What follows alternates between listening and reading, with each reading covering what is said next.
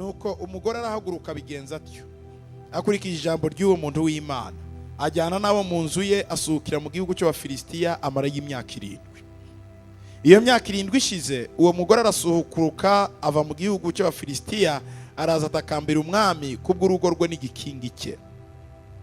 Muri uwo mwanya umwami yavuganaga na Gehazi umugaragu w'uwo muntu w'Imana amubwira ati ndakwinginze untekerereze ibikomeye Elisa yakoraga byose. Nuko agitekerereza umwami uko yazuye uwapfuye, uwo mwanya wa mugore yazuriraga umwana baraje. Atakambira umwami kubwo urugo rwe n'igikingi cye.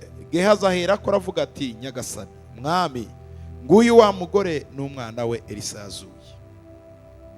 Umwami abibaza uwo mugore arabimubwira. Umwami aherako amuha umutwareho umuhesha.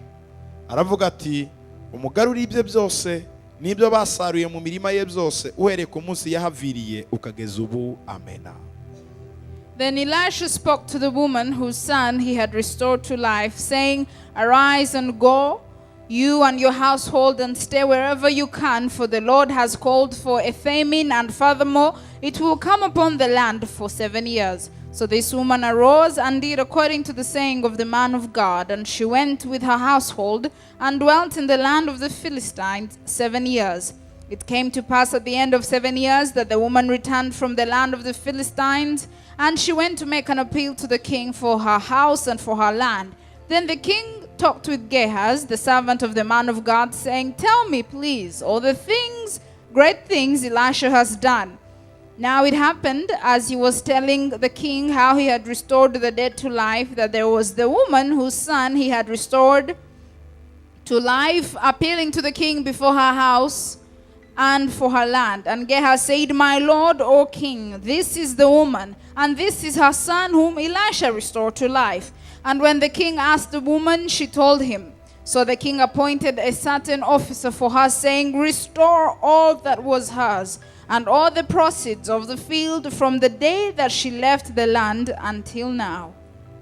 Umutwe w'ijambo ryacu mu murongo wa 6 uvuga ngo kugarurirwa ibyawe byose. The theme of this message is found in verse 6, which says, "Restoration of all your things." Hari ibintu wambuwe mu buzima bwawe. There are things you have lost in your life. Niba hari ibyo wambuwe, And if there are things, reka iri jambo riza rigisubizo uyu munsi. let this word come as an answer for you today. Hari ibintu byangirijwe mu buzima bwawe. There are things that were destroyed in your life. Niba hari ibihari, If there are things, nizere ko iri jambo riza ari umuti. I do believe this word is your medicine today. Hari ibintu byawe byanyanyagiye hirya no hino. You have things that have scattered across the place. Nizere ko iri jambo riza rigisubizo. I hope this word is an answer for you. Cyatumye Imana iritegura uyu munsi, The reason why God prepared this word today no kugira ngo ubashe gusubizwa agaciro kawe. is that your worth, dignity will be restored. Si ibintu gusa twamburwa. Things don't just go alone. Hari n'igihe Satani atwambura ubuzima bwacu. Sometimes Satan will take our lives, Umuntu akabaho muri we afite ubumuga runaka. and you live with a certain disability. Ubwo bumuga nabwo Even that disability utaba waravukanye, that you were not born with, cyangwa se nubwo wabuvukanye utaremanywe nabwo, or you were born with but you were not created with, Satani akaba yarangirije ubuzima bwawe. but Satan has messed up your life. Reka muri ubu butumwa tubonemo igisubizo uyu Let us munsi. get an answer in this message of today. Hari ubuzima urimwo utari warigeze ubamo You find yourself living a life you never thought you could live kubera ibintu before, byaciye mu buzima bwawe, because of the things and circumstances in your kubera ibintu life, byaciye mu nzu yawe, because the things that went through your kubera ibintu house, byaciye mu mubiri wawe, the things that went through your kubera ibintu body, byaciye mu mirimo yawe. the things that went through your job. Ndizera ko hamwe n'Imana I do believe with iri God, jambo rije nk'umuti, this word is the right word for kwerekana you, iby'Imana ikora, to show what God can do for kwerekana you, iby'Imana yateganyije to show what God has prepared mu for buzima you, bwawe. for your life. Bibiliya iravuga ngo Imana ihamagaza inzara.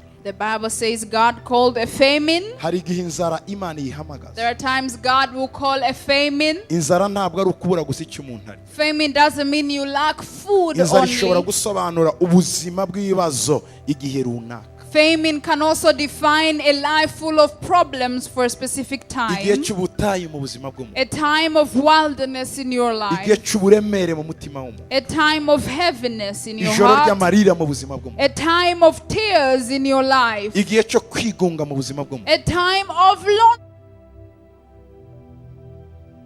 igihe cyo perhaps. kwamburwa ishema ryawe, A time where your dignity is igihe taken. cyo kutagira agaciro imbere y'abantu n'imbere y'abo muvuka, A time where you're disgraced before men and your family. imbere yo kwamburwa ibyo wari ufite byose, Before everyone, and you lose everything. ugatakaza ibyawe. You lose all your Iyo ni inzara belongings. ishobora kuba mu buzima bwawe. That could be your famine. Nubwo iyo nzara iba, Yes, it hari happens. inzara ihamagarwa n'Imana. But there is a famine called by God Imana nayo Himself, ikemera ko umuntu aca mu gihe runaka cy'ubuzima. where God will allow you to go through a specific time, Imana ikemera ko uca mu ruganda, where God will allow you to go through a factory, uruganda rw'umuriro, mu itanuru ry'umuriro, a furnace of fire. ugaca mu muriro igihe runaka, You go through a fire for a specific ukibaza niba time. Imana ikumva, And you ask yourself if God hears ukibaza you. niba Imana iri kumwe nawe. You ask yourself if God Muri knows icyo gihe you. cy'umuriro n'uruganda, In that furnace, ugatakaza muri bimwe wari ufite, you lose things. ugatakaza agaciro kawe, You lose your dignity. ugatakaza amahirwe yawe, You lose your opportunities. ugatakaza ijambo nyamukuru You wari ufite, lose your word.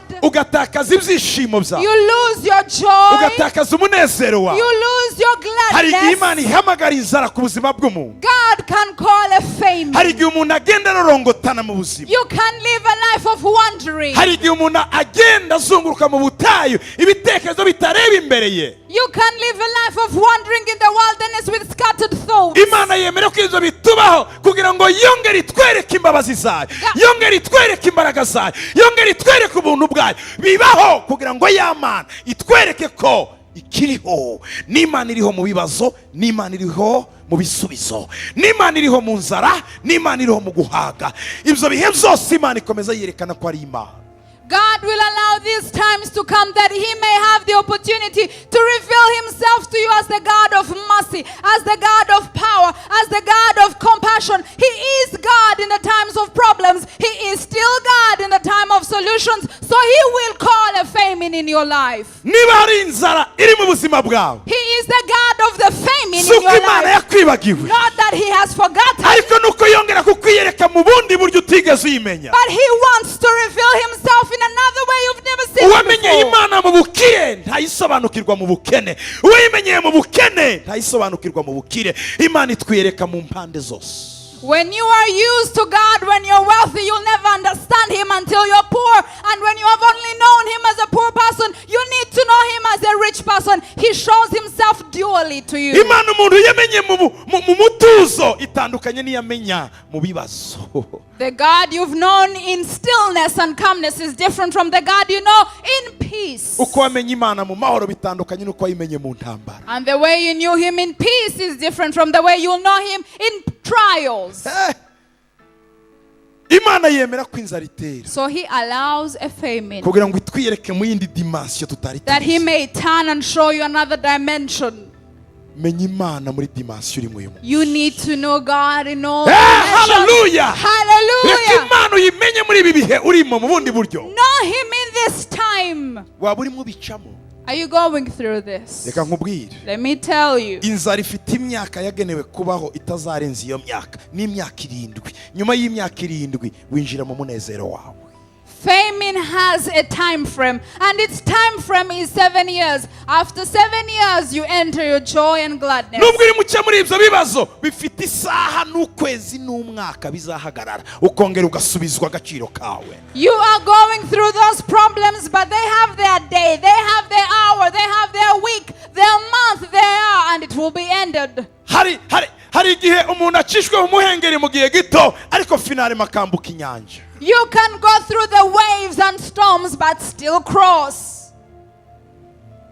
ndabona bamwe bagiye kwambuka. And I see some people about to cross. Hallelujah. Hallelujah. ndabona abagiye kwambuka I see umuhengeri some bari. people about to cross today. tuza gusa gatoya. Just be still. Imana iri kuri fola. God is on the Imana driving iri kuri seat. fola. God is Imana iri kuri driving. fola y'ubuzima God bwawe. is Imana iri driving kuri your fola y'imibereho life. yawe. He's driving your Imana iri kuri life. fola y'ubuzima bwawe. He's driving your life. hari igihe cyagenewe There is a time uzanywera frame. kuri icyo gikombe You will drink of the cup, n'igihe uzubika icyo but gikombe. you will turn the cup hari upside igihe down. cyagenewe So there is a time uzamanuka muri icyo frame. gikombe cy'igicucu You will go through the valley of the shadow n'igihe of death, uzamuka uwo musozi and you w'ibyiringiro. will still climb the mountain of hari igihe joy. cyagenewe There is a time uzaca mu frame mwijima w'icuraburindi where you go through darkness, n'ikindi cyagenewe and there is another uzabona time umuseke where you ugutambikiye see the dawn of w'ibyishimo. hope. haleluya Hallelujah! Hallelujah! Hallelujah! komera So be strong. reka imana ijye hejuru. Let him be higher than hari abandi everything. bashyize imana mu nzu There are others who have God in the ariko house, bayigira umuturanyi,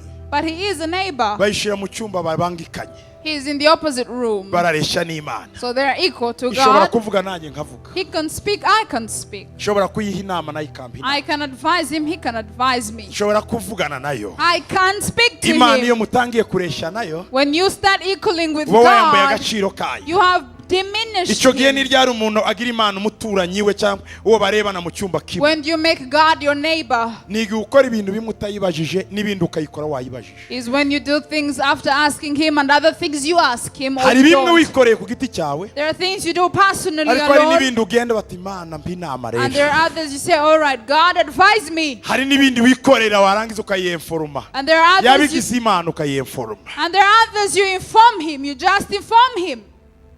abenshi tugaruka muri cya cyumba byananiranye ngo mana nabigiyemo ariko ndabona byananiranye, naciye aha nakomanza aha navuganye n'uyu byanze ndagarutse iwawe. iyi imana wayigize umuntu ureshya nawe nayo ntisubiza. ndagira ngo imana tuyishyire hejuru. There are others who come back to this room when things have become difficult. When you remember God only when it's difficult, he doesn't answer. So let's lift him to his position. mwiyemeze gushyira imana he. Are you ready to put him high? hari ikintu gitangaje Something amazing. ngo nimara kuzamuka hejuru ngo izihamagarira benshi. That when he ascends, he will call many. nimara gushyirwa hejuru When he ascends on izihagarara high, benshi, izihamagarira benshi. he will call many to himself. imana yacu Our God, tuyizamure hejuru. let's lift him. igihe kirageze Time has come ngo uyubakire mu nzu. for you to build for kera hari him. indembo bubakaga, bubakira za Nyabingi, bakubakira za Kiranga, bakubakira za Ryangombe. ndagira ngo duhindure izo ndembo tugire ururembo rw'Imana mu mazu yacu. Back in the day, people would build shrines for other idols like Ryangombe, Kirembo, but now it's time for us to build for God in our houses. ntabwo ari kirimbuka ni kiranga, ni kiranga, ni kirundi icyo ngicyo. Kiranga. byose ni bimwe, yaba kirimbuka tiyarezo, you are right, byose ni ahandi zirarimbura ntabwo zikiza. imana itwifashirize. hanyuma Then umukozi w'Imana araza, the servant of God came. bamuha imfunguzo z'inzu.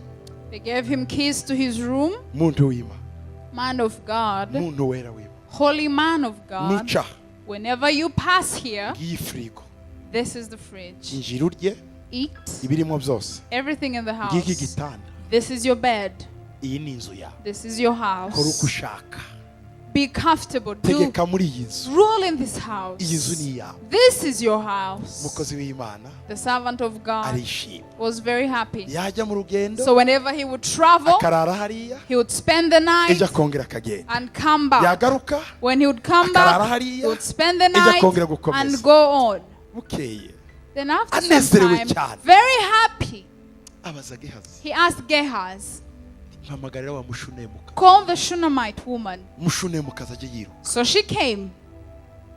umukozi w'Imana abwiye Gehazi The man of God told Gehazi, ngo mumbarize ask her, niba ntacyo yifuza twamuha. does she need anything? Can we do something for her? ntashaka ko umwami amumenya Does she want to be known by the king? kuko njye umwami turaziranye, Because I know the king. ndamumuperezida I will present cyangwa them. umugaba w'ingabo Or the chief of the army. ndamumwereka. I will introduce them.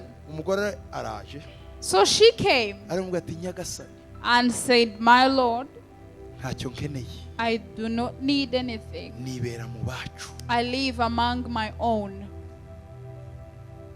Gehazi now yari karagiteri y'abantu was the man with the character, bakomera kuruta bashebuja. the kinds who are greater than their masters. Burya hari abantu bakomera kuruta bashebuja. Actually, there are people who are greater than their masters, yet they are still servants. Aho gusanga umushumba mu nka wahasanga nyirazo. Instead of finding a shepherd in the cows, you would rather find the owner of the Tiwamutira cows. imfizi ngo ayiguha ariko nyirawe yayiguha. You can't borrow, but the owner can allow you to borrow. To borrow what? Cow. Not a cow. A bull. A bull. Kuko nupfa kuborrowinga cow, borrowinga bull. Ufata imfizi kugira ngo uje kwimya inka zawe zizabyare inyana nziza. Niko kubangurira inka. Hari abantu mu bibuga baba bafite imfizi zizwiho zitagira inenge, imfizi nziza ubukombe. None icyo giye mugenda muzitirana, mukavuga ngo muduheze imfizi yanyije gutwimiriza iwacu. Uko niko abanyabiraro babigenza. Iyo rero ugiye gutira imfizi harimo umushumba arayikwima, avuga ngo imfizi yanjye ndisohoka. Ariko iyo wasanze nyiri inka arayikubita akayiguha ukayijyana.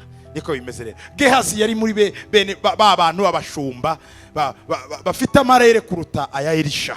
Niko yarateye Gehazi. So Gehazi was like the shepherd. If you borrow a bull from him, he couldn't lend it to you. He was greater than Elisha. Ahita amubwira. So he said, atereka ntagira umwana w'umuhungu. she doesn't have a son. Kandi umugabo warashaje. And the husband is old. Uzi icyo yashatse Do kumubwira? you know what he meant? Karacyari agakumi ariko afite umusaza. She's young, but he's old. Uwo ni Gehazi. This is Gehazi. Elisha atanga. Elisha was amazed. Aramubwira ngo mama. He said, lady, Undi mwaka nk'uyu. another year like this, Zagaruka ha. I'll come back Ukikiye umuhungu. and you'll have a son. Umva icyiza cyo gucumbikira Imana mu nzu, ntabwo ari wowe uyisaba, ni kubaza icyo uyisaba. This is the good thing of having God in your house. You don't ask him, he asks you to ask him. Hallelujah. Hallelujah. N'Imana ikubwira ngo nguhe iki. God will tell you, what can I give you? Genda urebe Go and see niba hari ahantu washira Imana mu nzu yawe. if there is a place you can place God in your house. Yes, ashimwe. Hallelujah. Hanyuma Then umudamu aramubwira, the lady said, iri ni ijambo njya rikomeye amubwira, this is what she said. ngo muntu w'Imana, Man of God, ngo wibeshya do not lie umuja wawe. your servant. Wibeshya. Do not lie. Ndakwemera nk'umuntu wejejwe. I trust you and believe you like Ubundi holy. wituma iyo reputation ngufitiye, iyo consideration nkugirira izagira ikibazo. So- Kuko kubyaraho ntibishoboka. So do not Wewe wimbeshya. do not lie to me. Do not ruin the reputation I have of you as a holy man. Ubwo wanejejwe n'aka kazu, wanejejwe n'ibiryo, irire wiryamire wigendere usigire ibibazo nifitiye. Ntugire icyo umbwira. In other words, do not tell me anything. You don't have to say anything. Eat, be merry, and move on your way. Leave the problems with me. Elisha Elisha yari yamaze gutera inda mu mwuka. had impregnated in the spirit. Muzatinye ijambo ry'abahanuzi. Be afraid of the word of the prophets. Iyo avuze uratwita. When they speak, you get pregnant. Nta zindi ceremony, ni ijambo gusa. No ceremonies. It's just the word. Ndabasaba mwese gutwita uyu munsi. I ask you to be pregnant today.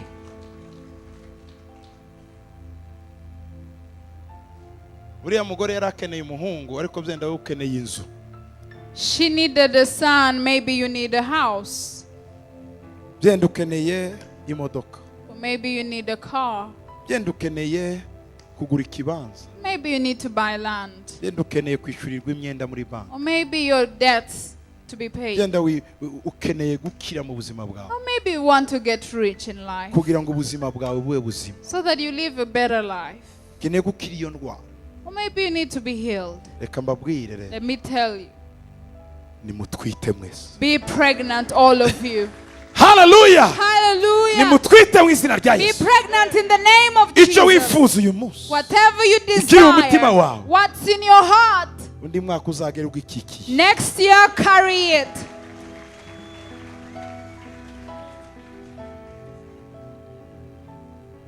Arikomereza. He moved on his Ariko way, ijambo rirasiga. but the word stayed.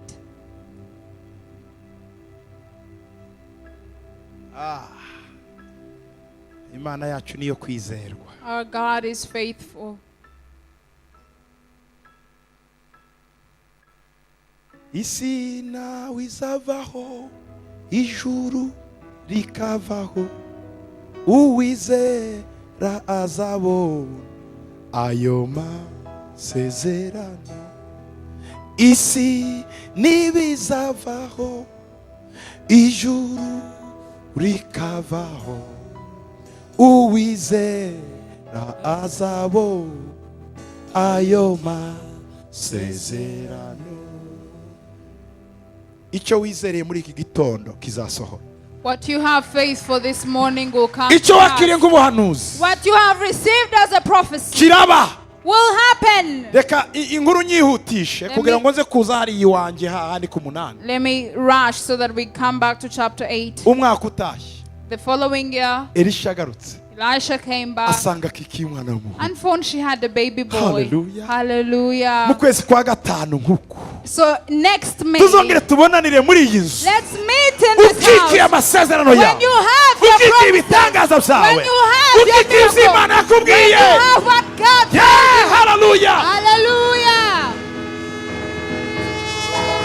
Iyi Bibiliya iravuga ngo The Bible says, ngo reka abana b'abantu bahinduka abanyabinyoma bose ngo Imana ibe inyakuri. let men become liars and God remain true. Imana ibikubwiye ni inyakuri. So God is true. Hey! Hallelujah. Hey! Abonye umwana So she had a baby. w'umuhungu. A baby boy. Biragaragara ko uyu mugore atari ingumba ahubwo yari afite abakobwa adafite umuhungu. It's likely that she wasn't barren, but she had daughters. She never had a boy. Ko bigaragara ko yari yaracuze byenda. Or maybe Yari yaracuze atakibyara. she couldn't give birth anymore. N'umugabo yarakuze. And the man was old. Ariko Imana iragenda igakubita ayo mategeko yose, ibyo byose gukura menopause ikongera ikagukura muri pause ikakudepozamwo amagi. Niko Imana ikora. Hey, hallelujah. Kuko Imana yacu irabikora. Our God is able to bypass all those laws, get you out of the pause of menopause, and put seeds in you, put eggs in you. Deposit. Aradeposita mwana wa. Deposa ahari menopause. Hey, hallelujah.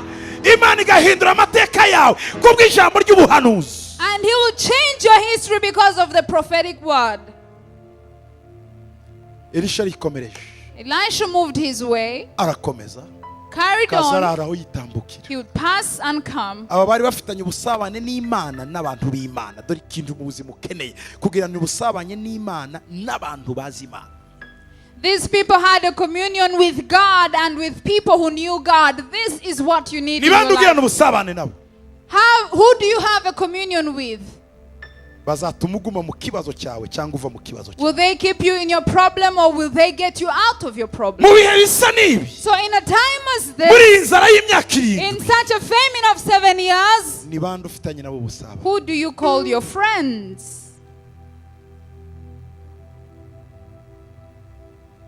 Umunsi umwe One day, umwana asanga se mu murima barimo basarura. the child found the father in the field. It was the time of the harvest. When he got there, Bibiliya iravuga ngo umwana abwira se ngo papa umutwe yavuze kabiri. the Bible says the child spoke to the father and said, "Father, my head, my head." Safata umukozi So the father took a servant umushire nyina. and told him, "Take the boy to the mother." Amushiriye nyina. He took the boy to the mother. Ngo nyina yiri wamwicaje kubibera umunsi wose kugera ku manywa y'ihanga. The mother had the baby, the child, the whole day till noon. Agiye kubona mu kanya gato Then after some time, umwana aracikana arapfa. the child passed away and died. Wa mudamu The same woman afata intumbi y'umwana, took the corpse, yari afite imfunguzo za reserve, and she had the keys. She had extra keys. arakingura. And she opened the Yesu room. yaravuze ngo mbasigiye imfunguzo z'ubwami. Jesus said, I've left you the keys of the kingdom. arazifite ariko dufite za reserve. We have extra tugomba keys. gukingura ijuru. We should open the heaven. Hey! Hallelujah. aramuzamuye She took the boy no ku upstairs gitanda cya wa muntu w'Imana. and put him on the bed of the man of God. yirukankiye guhamba, She didn't go to bury him. yirukankiye gutabaza umugabo. She didn't go to ask the iyo uhuye husband. n'ikibazo ninde utabaza wawe? When you have a problem, who do you speak to first?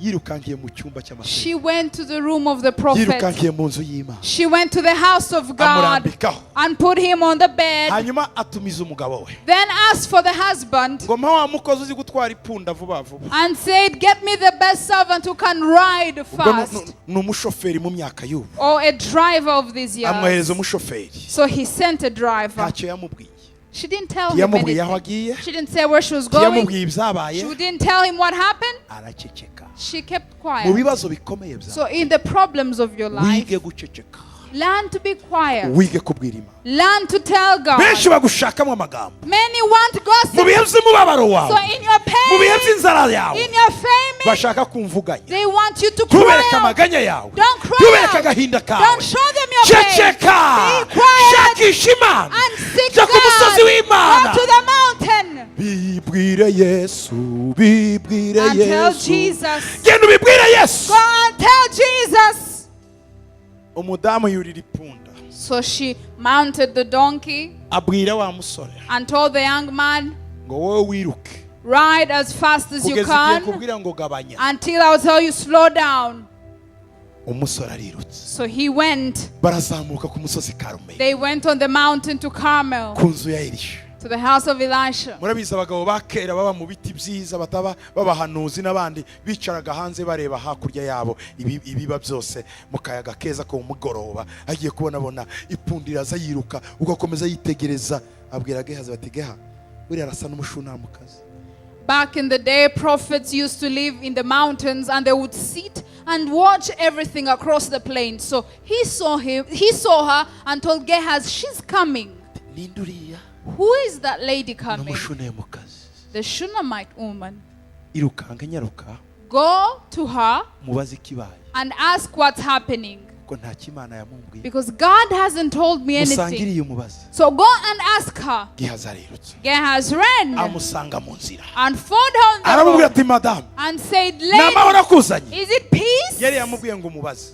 He had said, ask, ni amahoro? is it peace? umugabo ni amahoro? Is your husband at Umwana ni amahoro? peace? Your child at peace? Gehazi ariruka, Gehazi ran arabahagaritse mu nzu, and stopped them on the bariya ngo road. bacyaga bahagarika. And he stopped them. mama, Lady, ni amahoro? is it peace? umugabo ni amahoro? Is it peace with your Umwana ni amahoro? husband? With your son? umugore ngo ni amahoro? She said, yes, it is bisa peace. n'igendere ni amahoro. It is peace. Let me hari aho go. tugomba kugeza ibibazo byacu, There are places hari aho we tugomba tell. kubibwira. There are people we Hey, tell. haleluya! Hallelujah. icyakubabaje ni ukubibwira abahisi n'abageni. Your problem is you told everyone who passed by. icyahagurukije umugore kwari ukureba Elisha, ndi kwari ukureba Gehazi. The woman came for Elisha, not Gehazi. wirinde za interruption zo mu nzira, So- iyo umugendaho umutwe wawe ugomba Watch kugera, out. ibitekerezo byawe bijya. Watch out against interruptions. Focus on where you're meant to be. uhagurukanywe n'impamvu, ugomba kugerayo na ya mpamvu. wirinde ba Gehazi mu nzira. So you have a reason, make it and avoid the Gehazis on the road. umva, Listen, Gehazi yaraje neza, Gehazi came with a Yari good afite ijambo motive. ry'umuhanuzi. He had a prophetic ariko word. Gehazi ntiyari umuhanuzi. But Gehazi wasn't a kandi umutima prophet. w'uyu mushunamikazi ntiwashakaga Gehazi. And the heart of this woman wasn't for Gehazi. Gehazi amuje inyuma yiruka, Gehazi came. ntacyo yambwiye, ntacyo yambwiye. She didn't tell me anything. umugore The woman ava ku ipunda ye, left the afata donkey ibirenge bya Elisha. and took the feet of Elisha. Gehazi aza kumuterura, And Gehazi came to lift her. atangiye kumuterura, When he started lifting va muri her, ibyo birenge. leave the feet. Elisha aramubwira ngo mureke, Elisha said, leave her. ngo afite umubabaro mu mutima She has pain in her heart. Imana itigeze imwe. And God hasn't told me. mureka bifate, So let her hold the mureka feet. bifate. Let her hold the feet. uzahunge nugera ku birenge bya Yesu, uzahabunde, Run uzahajya, until- uzahirigwe, uzaharare. Run until you get to the feet of Jesus and spend your life at the feet of Jesus. tuzarangiza urwo rugendo utaragera ku birenge bye. Don't end the journey until you make it to the feet of Jesus. Hanyuma umwami nako Gehazi na Elisha aramubaza ngo mama Elisha asked, lady, na mahoro, is it peace? umugabo na mahoro, Is your husband at peace? umwana na Is mahoro. your son at peace? Aramubwira ngo narakubwiye wa munsi ngo wimbeshya, And she said, I told you, do not lie to me. none umwana yapfa. Now my son is dead. Aravuga ngo yo He said, ngo Imana ntiyabimbwiye. God didn't reveal this to me. Gehazi, Gehazi, enda inkoni yanjye, now take my staff iruka. and run. Nugera imbere y'umwana When you get before the child, uyimurambike ku maso, lay the staff on his eyes. hanyuma ukureho. Then take it off. Turareba resulta. We'll see the result. Gehazi abazinze ipantaro. Now Gehazi Gehazi folded his trouser Gehazi ariruka kuruta ipunda. and he ran faster than the donkey. Umugore nawe akomeza afashe ibirenge by'umugabo. And she stayed at the feet of the prophet. Niki madamu, Lady, what's your problem? nkurahije ubugingo bwawe n'ubwanjye singusiga. Gehazi simuzi ni wewe. She said, I'm not leaving you. I don't know Gehazi. I only know you. Ibya Gehazi n'abariya bandi n'amakoni n'ibiki ntacyo ni wowe ni wewe shaka. Whatever happens with Gehazi and the staff, I don't care. I am here for you. Hari ibihe bimwe mu buryo bw'umwuka iyo umuntu ashaka Imana cyane, Imana imwohereza abamarayika. There are times in the spirit when you seek God, God sends angels to you. Ariko abamaze kubimenya, But those who know the secret, abamarayika bakomeza badefira mu cyumba ukabiyora kuvuga ngo ni wowe nshaka. angels stay in the room and you say, God, it's you that I want. Ibi twabibonye kuri Musa. We have seen this with Moses. Imana yamuhaye marayika. God gave him the angel of the Uyu si we Lord. nshaka ndashaka And he wowe. said, I don't need the angel, I need you. Ni wowe. You personally. Marayika ntumbaze. Don't tell me about the angel. Ndagushaka gusa wowe. I need you. Ninaomba uwepo wako wende nami, ewe Bwana wa majeshi utuye. Kama huwende wewe peke tu, hatutaki kutoka hapa. Tuwezi peke yetu, wenda nasi. Hallelujah! Hallelujah. Urashaka ko ari nduguherekeza muri uru rugendo? Do you want to go with who in this journey? Gaburiyeli, Mikayeli, Michael, Gabriel? shwida. No. Uwambambiwe wenyine. The one who was redeemed for me. Uwamfiriye wenyine. The one who died for me. Uwamfiriye wenyine. The one who died for me. Gehazi ariruka. So Gehazi ran. Wa mugabo arabyutse Elisha. And Elisha rose Abwiye wa mudamu and told the woman, tugende. all right, let's go. Bahura na Gehazi agarutse. So they met Gehazi on his way back. Yari yirutse nk'umuyaga. He had run the speed of Manura wind inkoni ku mwana. and put the staff on the child. Akuyeho. When he took it off, Wapi. he didn't Gehazi rise. arayimanuye noneho cyane. And put it even deeper. Ayikuyeho. Took it off. Biranze. It didn't work. Gehazi arongeye. Tried again. Desi. Then he was Areba inkoni disappointed. n'ibiki. Looked at the staff Asubiyeyo. and went Ngo back. bahura mu nzira. So they met. Nimushake mwisubireyo byanze nta cyakunze. Namukozeho byanze. And he said, you might as well go back. I tried and nothing happened. Elisha aramwihoreye arakomeza. Elisha carried on. Hari ibyo marayika atagukorera. There are things angels can't Ariko do for wagupfiriye you. yabigukorera. But your redeemer. Hallelujah! Hari ibyo Hallelujah. marayika There atagukorera. are things your angel cannot Ndibuka do. umunsi Daniyeli yagiye kumupfukamira avuga ngo wimfukamira ndi umuntu nkawe. I remember the day Daniel bowed to him and he said, I am like you. Asobanukirwa ko atari Imana. So he understood it wasn't God. Elisha aragenda. Elisha went Azamuka mu cyumba cyo hejuru. to the upper room. Elisha abonye umwana aryamye ku gitanda cye. When Elisha saw the child Bibiliya in his avuga ngo bed, amwubarara hejuru. the Bible says he slept Ngo over the amaso ku child. maso. Eyes to Umunwa eyes, ku munwa. mouth to Amaboko mouth, ku maboko. hands to Ngo hands, n'umubiri we ujya ku mwana. and his whole body covered the child. Ngo kugeza igihe umubiri w'umwana washyushye. Till the time the body of the child was Elisha warm. amuvuye hejuru. When Elisha came off, Ntihagira ikiba. nothing had happened. Atangira kuzunguruka. So he went around in the room. Ngo ajya hirya ajya hirya. Around the room. Ajya hirya ajya hirya. Around the room. Elisha Elisha aragaruka. came back after praying. yongera kumwubarara hejuru, He came over the child again. amuvuyeho When he left him, ngo umwana yitsamura the karindwi, child sneezed 7 times. ngo yitsamuye karindwi, When he sneezed, ngo amaso ye arahumuka. his eyes opened. Elisha ahamagara umushunemikazi, So Elisha called the Shunammite woman. akira umwana wawe, Receive your child. affaire terminée, The affair was concluded. affaire terminée. The affair was concluded. Akana karongera kajya mu gikoni, So the child went back to the kongera kitchen, karasakuza, made noise, ubuzima buragaruka. life came back. Hanyuma Then Imana ibwira Elisha ko agiye gutera inzara y'imyaka 7. God told Elisha a famine was coming for 7 Ninde years. yabibwiye uwa mbere? Who did he tell this to first? Uwamwubakiye inzu. The person who built a house. Nta kimana izakora itakubwiye nuyubakira. When you build for God, there is nothing he will do without telling you. None mama, So he came to the lady and said, ndagusaba ngo I am asking you, wewe n'umugabo wawe you and your husband n'aka kana k'agahungu and your son, mujye mu gihugu mushaka cyose. go to any land you desire. Imana ibahaye kuhagirira amahirwe. God will bless you wherever you go. Iki gihugu This land, hagiye kuba inzara, a famine is coming, izagira imyaka 7. and it will be for 7 years. Sinshaka izagukoraho. I do not want you to be Hari touched. igihe Imana icisha abantu mu nzara, There are times people go through a famine, ikemera and God allows ko it abantu basonza, for people to be ariko hungry. byagera kuri wowe But when it comes to you, ikagusiga ubwiza, He covers you with glory. ikakwambika ubwiza. He covers you with beauty. Abantu bakibaza aho uhahira, And people wonder where you aho shop, ugurira, where you buy your aho things, wambarira, where you dress aho from, wisigira, where you get the oil for your kandi nta skin. handi uretse mu nzu yawe. But it's in your house. Ugasubira mu myenda ya kera yajya hanze bakabona ari mishya. You wear the old clothes and people still think it's new clothes. Ukisiga isabune kuko wabuze amavuta. You have no lotion, so you put soap over your Amavuta skin. y'agaciro ubusigaranye mu buzima ni vaseline.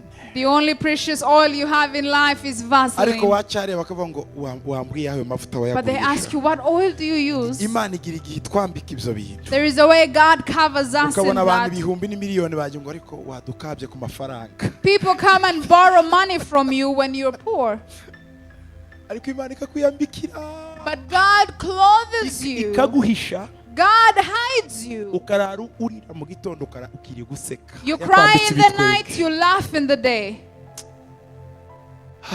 Imana ishimwe ko iduhisha inzara bene data. Praise God that He hides us in the famine. Kugira ngo abanzi bacu batavuga ngo wa niki bikorera gusa. So that our enemies don't say, this is what I said. Terema tuba tubafite benshi bangana n'umusenyi wo ku nyanja. We have so many enemies like the sand on the Aho seashore. uraye hari abakuzi, aho wiriwe hari abakuzi. People know you wherever you are. Imana ikaguha guca mu gikombe cya Baka ukagisigamo amasoko y'umugisha. God allows you to go through the valley of Baca and you leave sources of blessing in that place. Ikagukamura amarira. And He wipes your tears. Imana ikakubwira umuntu mwiza. And He makes you a good looking Imyaka person. 7 mu Bafilisitiya. 7 years in the Philistines. Ugemurirwa n'abatakuzi n'abapagani. You're fed by pagans and people who don't know you. Abakwishurira abana minerevare n'abutazi. People who pay your children's school fees are Ariko people you don't abakuzi know. bose bakaguhunga. And all those who know you flee. Abafilisitiya ni bande n'abanyamahanga. The Philistines are foreign Abafilisitiya ni people. bande n'abapagani. Pagans. Ugahura n'umupagani mu nzira. You meet a pagan on the road Ngo, and they say, where agiye? where were you? Akaguha ibyo ukeneye uwo mwana. And they give you what you need in that Ugataha time. wibaza. And you go home Ko nari wondering, kumwe na bene data mu cyumba ngabaha icyifuzo ntiyagira ucyumva kandi bakize. Uyu mupagani bigenze gute? I was with brothers and I gave them my request and no one answered. What happened with this pagan? Imana iba yaraguhishe mu Bafilisitiya igihe runaka. God has hidden you in the Philistines for a Bene time. data turi mu Bafilisitiya muri iki gihe muhumure tuzataha. Brethren, in the Imyaka 7 nirangira Philistines, tuzataha. after 7 years we'll go. Hallelujah. Hallelujah. Kuko Imana irayibara. Because God counts them. Imyaka 7 irangiye. After 7 years, Umugore arahaguruka she came n'umugabo we with her basubira mu husband gihugu cy'iwabo. and they went to the land of Shunem. Bibiri iravuga ngo The Bible says, uwo munsi that same umwami day, atumiza Gehazi the king sent for ngo amubwire Gehazi amakuru to tell him the ngo story Elisha yakoze yose. of the things Elisha did. Uyu mwami ntibari baziranye cyane This king didn't know them kuko Elisha well yakoranye n'umwami witwa Yehu. because Elisha worked with King Jehu. Yehoramu yari amuzi gakeya. Jehoram knew a little Uyu bit. niwe mwami rero This is the king. ashaka kumenya amakuru. He wanted to know the Yehoramu news. atumiza Gehazi. Jehoram called Gehazi. Gehazi aragenda. Gehazi went. Mwibaze namwe Gehazi think of Gehazi in uyu this ni wa wundi time. wirukanse inyuma ya Namani ngo uzane ayo mafaranga, databuja aravuze ngo yagarure wari wamuhaye. Yagiraga utuntu tutunyanga twinshi, ibaza ahamagawe ibwami Gehazi. Ubwo yari yatiriye imyenda muri quartier ahantu hose, sire ngiye ibwami, bampamagaye uwo bahuye mu nzira ati ngiye ibwami. Muzasoma ahantu atwaye inkoni Elisha aramubwiye ngo nturamutse umuntu, ntuvugishe umuntu, kandi nturebe inyuma, ugenda urangize misi. Nuko yaramuzi, yagendaga aririmba mu nzira, twaye inkoni yo kuzura umuntu, muze mubirebe. Elisha aramuzi aramubwira ngo nugenda uceceke ntuvuge. Niko yarameze mwene data Gehazi. Elisha knew our brother Gehazi. He was a man who talked. So imagine he's being invited in the palace to go and meet the king. I'm sure he announced it everywhere. Gehazi aragiye. Gehazi went. Agiye gutanga historique yose uko babanye. He's about to give the account of how he lived with Elisha. Ndatekereza ko yinjiye. I do believe he Kabaga entered. scenario gato gusa. Let me give you a small Kugira ngo murebe scenario Gehazi. that you may know how Gehazi Gehazi is. arinjira. Gehazi came in. Uko bakora ibintu ba exagera kugira ngo bamenyekane baboneke. Gehazi exaggerate to get attention. Ubwo yitwaje umuzingo w'igitabo, si prophet ariko yitwaje wa prophet. He's not a prophet, but I'm thinking he has the scroll. Yitwazaga ibintu byose bya Elisha. He had everything for Elisha. Nyakarame twitabye. Yes, we have answered to the call. Umwami aramubwiye, And the king said, nabuze amahoro. I have no peace. Ndashaka kumenya amakuru y'uwitwaje. I want to know about Elisha. Mbwira ibintu byose yakoze. Tell me every single thing Elisha did. Iryo joro umugore yari yaratashye. And that's the same night the woman had Ageze muri come. yanzu, When she got to the house, asanga yagiyemo abandi bantu. other people lived in the Kandi house. bafite titre d'expropriation. And they had the The title, propriété. the land Nibutse deeds. iruhande rwacu, niyo mpamvu navuze expropriation. Ubwenge wabugenda. Okay, yari afite titre de propriété. So they had titles to have the property titles. Agiye mu mirima, When she went to the field, asanga yose irimo abantu. she found people had taken Agiye the field. kubaza, When she went to ask, yumva ko ibyo bintu n'umwami abifitemo uruhare. it's like the king had the role. Umudamu ati ndajya he? So she said, where am I going? Abandi batahunze inzara bagumye mu byabo. People who didn't flee from the famine stayed in their things. Ubu najyaga he Mana? Why? Where was I going? Batangira guhinduka abanyamahanga iwabo. So they started turning. They became foreign. Imana ibuza umwami amahoro God didn't allow the king to have kugira ngo peace, abwirwe amakuru yose ya Elisha. so that he may know about Dore uko Imana Elisha. izi orchestre ibintu bene data. Iyo Imana igiye kukwibuka, hari abibuza amahoro, hari abibuza ibitotsi, hari abishakisha, hari ba Gehazi baza bavuye from nowhere kuvuga amakuru yawe, hari abaza kugutangira ubuhamya hutari. Donc ibintu ni byinshi, amasenariyo ni menshi. When God is remembering you, there are people who will not sleep. There are people who will be moved. Gehazi is show up from nowhere. Umugore arimo arazunguruka, So she's wondering. yegera igikari cy'umwana, And she came to the palace asanga Gehazi arimo aravuga inkuru z'umwana wazutse. and found Gehazi saying the story of Gehazi the yari child yabwiye who was umwami. resurrected. Now Gehazi was with the king. Mwami wakoze kuntumira. Thank you for inviting me, Nta Your wundi uzi Elisha Majesty. neza muri iki gihugu uretse njye. No one knows Elisha in this country more than Muzi I. imbere nkamumenya inyuma. I know him inside and out. Twarararanye, We spent the night. We twarabyukanye, woke up together. afere y'inkoni sinyitindaho. I will not spend there. Twakoranye byinshi muri make. We did many things Mu together. by'ukuri ntiwibeshe kuntumaho. So I was the right person to go Ndamuzi for. cyane. I know him well. Urugero, For example, hari umwana wazutse. there's a child who resurrected. Umwana wazutse. A child who Umuntu resurrected. arazuka. Someone Gehazi who uramubona. Gehazi, you saw him. Mwami we narabyiboneye kuko naragerageje. Okay. Ariko yarazutse. I saw with Ntibakunda my esheke, eyes. nashaka kuvuga ko yatsinzwe. Yajya kuvuga inkuru yakabigarura ngo umwana yarazutse. Babona ba Gehazi. Gehazis don't like to seem like they failed, so he gave the story of how the child resurrected. Umwana yazutse mbari. I was there. Nuko yavutse ndabizi. Even how the child was born. Agize gutya abona wa mugore. Then the lady showed up. Iwo na fact ndaguha ibifata. I even have facts. Uwo mugore ndimo mvuga. The lady I'm speaking about. Uriya. There she is. Uwo mugore nawe arimo azunguruka mu marembo yabuze yayo. And she has nowhere to go. She's wondering. Nuriya. Is it the lady? Mumuhamagare. Call her. Umudamu araje. So she came. Gehazi bati n'uyu navuga. Gehazi, this is the lady I was Ni speaking umwana we about. wazutse. Her son resurrected. Umwami The king yarakeneye kumva ibyo Elisha yakoze. wanted to hear about what Elisha madame did. mbwira. So he said, tell me. Umudamu amubwiye inkuru zose. And the lady gave the whole Amubwiye uko story. babanye na Elisha. How she lived with Elisha. Nuko yamubwiye ngo ahunge. How he warned her Nuko to yamubwiye ngo flee. agaruke. How he asked her to Ati come none back. mfite ikibazo. Now I have a Inzu yanjye problem. yaragiye. My house is Imirima yanjye taken. My yaragiye. fields are Buri kintu taken. cyose. Every single Muri uwo thing. mwanya. Right there. Umwami aravuga ngo ndategetse. The king said, I decree Ibintu zawe bigaruke byose. all your things to come. Hallelujah. Hallelujah. Ngwicongeyeho. More to this. Imyaka 7 imirima yawe yahinze bakugarurire amafaranga y'ibyo bagurishije byose. Let them return the proceeds of the fields for the 7 years. Umwami amuha umutware wo kubigaruza. And the king gave her an officer to make sure it happened. Imana igiye kukwishura. So God is about to pay you. Hanyuma igerekeho iyo akababaro. And he'll even Indishyi add z'akababaro. interest Indishyi z'akababaro. for the pain you Ntabwo went through. ikugarurira imirima. He'll give you the field. Iragarura inyungu z'imirima imyaka 7.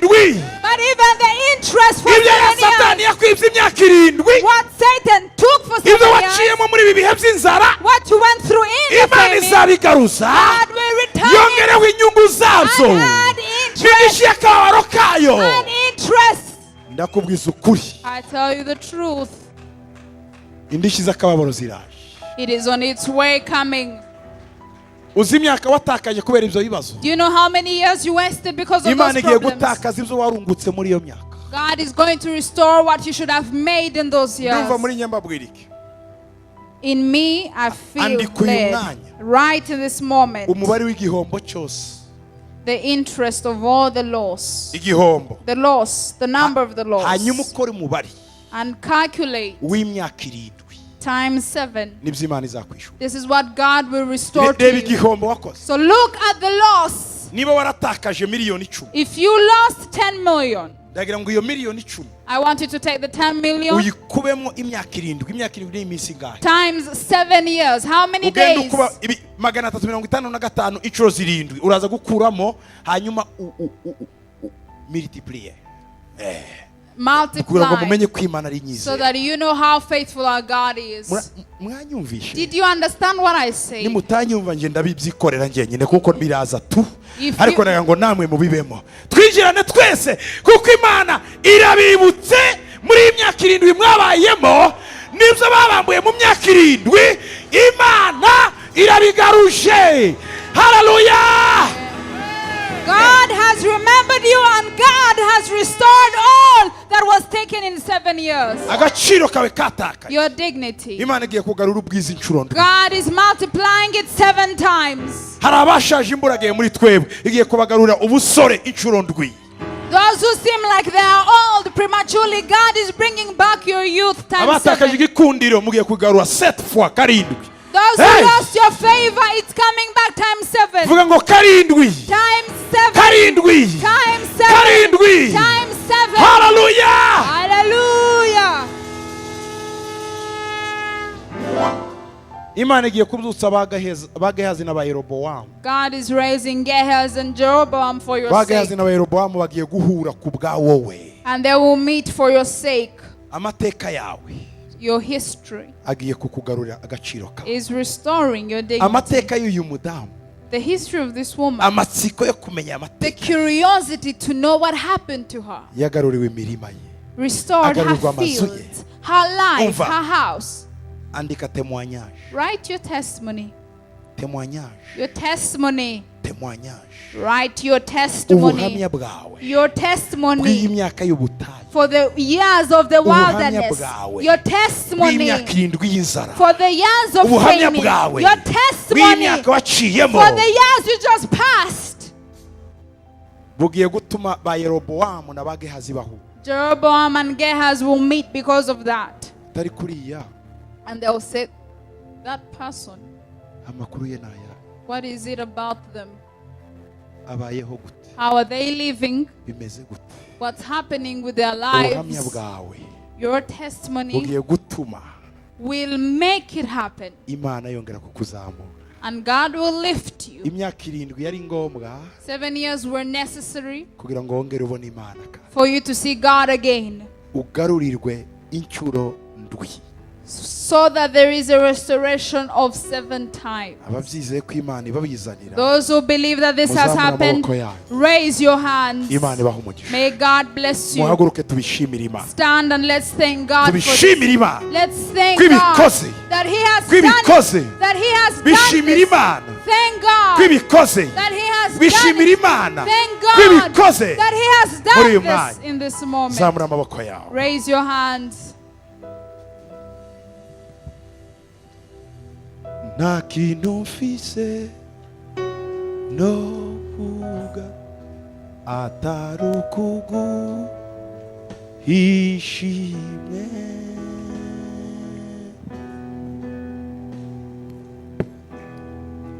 kuko witwa Imana yanjye birampagije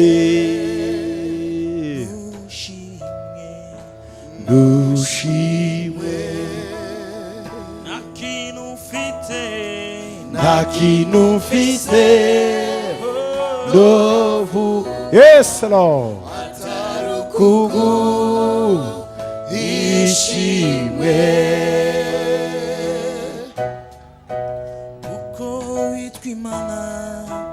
kuko witwa Imana yanjye birampagije ndushimwe.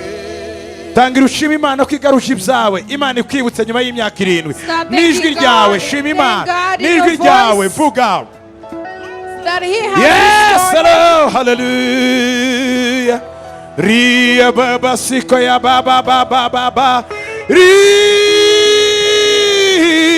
hallelujah iyo si ya baba baba sika.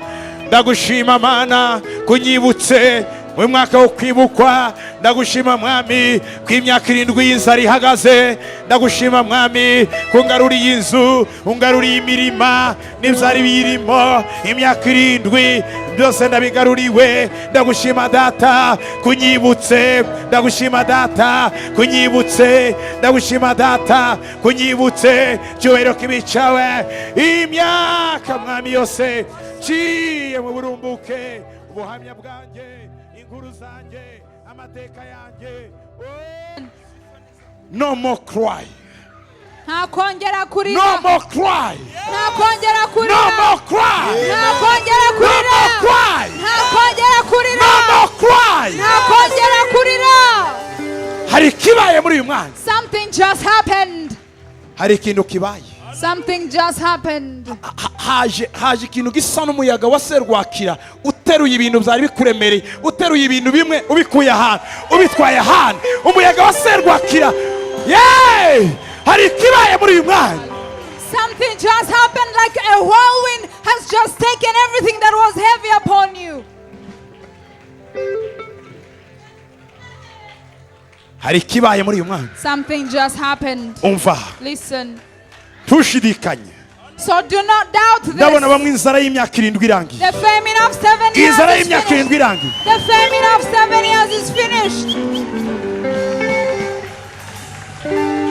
muri iri teraniro turimo In this meeting, in this congregation, hari umuntu literalema ugaruriwe inzu ye bari baramwambuye. literalema uko mbivuze inzu ni inzu nyanzu ntabwo ari y'umwuka. inzu nyanzu arayigaruriwe kandi yari yarayihebye. literalema inzu yawe iragarutse. there is someone whose house you had forgotten about this, but it's returned right now, literally.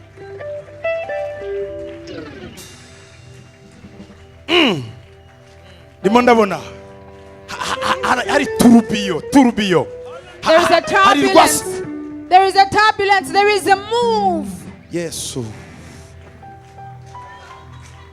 riya bas riya kosoya baba riya kosaya baba. hari ndabona hari turubiyo. hari kimana imikora muri uyu mwanya. God is doing something in this moment. hari abantu Imana irimo ivuruga ikoroga ahantu kugira ngo bakugarurire ibyawe. hari abantu Imana irimo yimba mu mitima yabo irimo irayikorogoshoramo ikintu.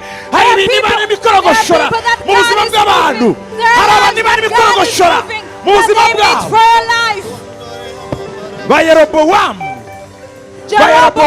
Jeroboam. ndabona hari umuyaga There is a wind ugiye guhuza Gehazi na that is Yerobowamu. leading Gehazi Kubwo and ikibazo Jeroboam cyawe. for your Kubwo problem. ikibazo cyawe. For your problem. Kubwo ikibazo For cyawe. your problem. Hey! Hallelujah. Vuga ngo uyu ni wa mugoroba w'Uwiteka. So this is the evening of Uyu the ni wa Lord. mugoroba w'Uwiteka. This is the evening of the Lord. Ndawubona. I see it. I see Hari it. ibintu byawe. There are things. Risha ya baba. Huko ya basi. Rise ya baba.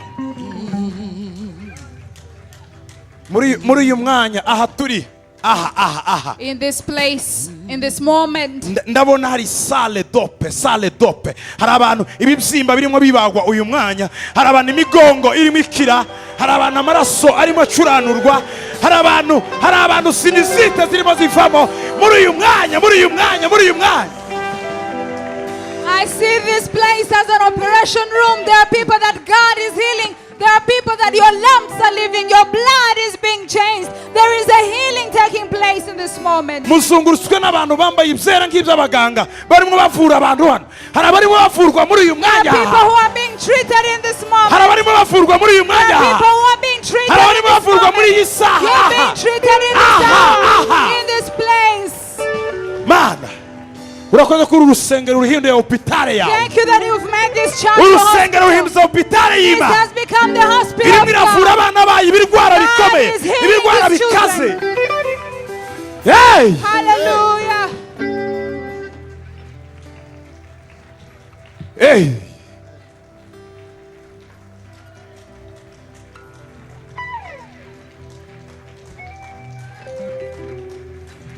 Hari umuntu ufite imirima uhingisha, muri iyo mirima hari ibintu bashizemo, niyo mpamvu uteza. Uyu mwanya ndimo nkubwira Imana imaze kubikuramo, uzeza uyu mwaka, uzeza mu murima wawe. Hagiye kwera, wahingaga cyane ariko ntiweze, kuko hari abantu bafite ishari bakoranye n'imbaraga z'ikuzimu bajya mu murima wawe batabamwe ibintu. Uyu mwanya nkubwiye Imana ibikuyemo, umurima wawe uzera. Umva, uzera uyu mwaka ibingana n'inshuro zose umurima wawe uteze.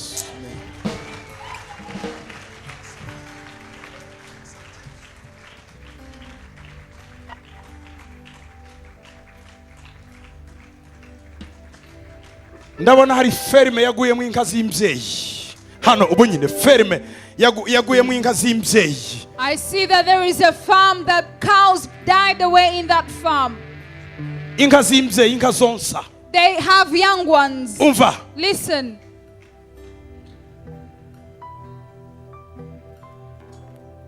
hari umwuka waje munshira inzoka. There is a spirit of the snake. It came Wica ubutunzi bwawe, wica inka zawe. and it killed your cows, Ubu your turimo wealth. tuvugana. Right now as we Ubu speak, turimo tuvugana. Imana God imenaguye has broken umutwe w'iriya nzoka.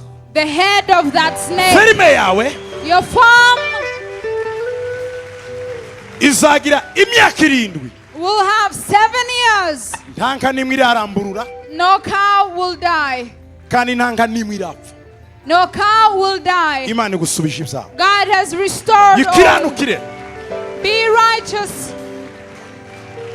Ndabona Imana irimo irakora mu mirima, igakora no mu nka zacu. I see God working in our fields, God working in our farms. Hari umuntu ufite ikibazo cya stoke ye mu nzu. Ugura ibiryo ugashiramo ariko mu gihe gito bikabura ntumenye aho biciye. Ndagira ngo nkubwire ko atari abajura cyangwa abakozi babyiba. Harimo imyuka iza kubirya mu ijoro, imyuka imizimu abiwanyu baterekereraga iraza mu ijoro ikakurya ibiryo, ikinjira no muri kese yawe igakuramo amafaranga ntumenye aho yashize. Uyu mwanya ndakubwiye ngo Imana ikize iyo miryango yose. Imana ikize iyo miryango yose, mu gikoni cyawe, mu mifuka yawe, muri banke yawe, aho ukora hose. Imana irakize.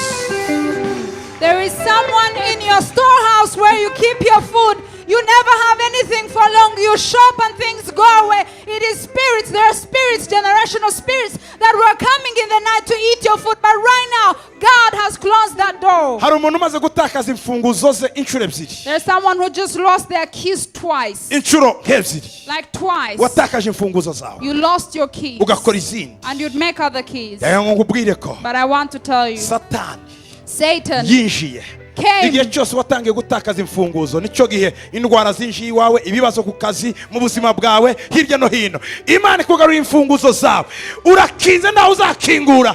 Imana yagukingiye, nta byago bizongera kwinjira mu ihema ryawe, bizongera kwinjira mu nzu yawe.